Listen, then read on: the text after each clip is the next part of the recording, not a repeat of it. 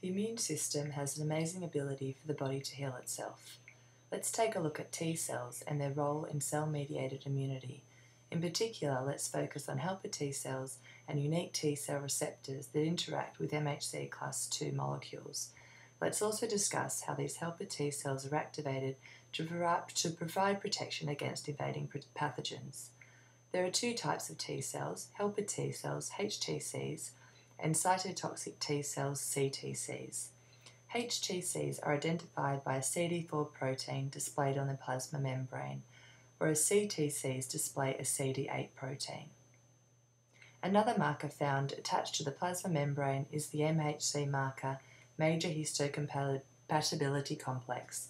There are two classes of MHCs, Class I and Class II. CTCs recognize endogenous antigens with an MHC class I molecule, whereas HTCs recognize exogenous antigens presented with an MHC class II molecule. To understand how MHC class II and HTCs interact, let's take a look at the whole process. APCs such as phagocytic cells or B cells engulf the antigen which is digested by the lysosome, breaking the antigen protein down into a series of peptide fragments. Meanwhile, MHC class II is being synthesized in the endoplasmic reticulum. It then fuses with a peptide fragment before presenting itself on the plasma membrane of the APC. This MHC class II antigen combination is recognized by a HTC cell, which binds to the APC through the T cell receptor.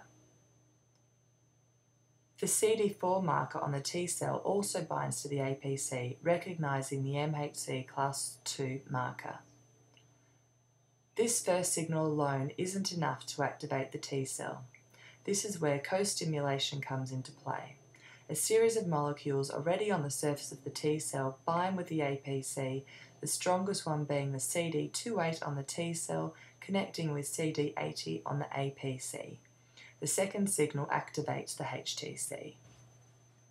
Once activated, the APC releases cytokines, activating proteins such as interleukin, which stimulates the replication of T cells so they can rapidly clone themselves and carry out cell-mediated responses.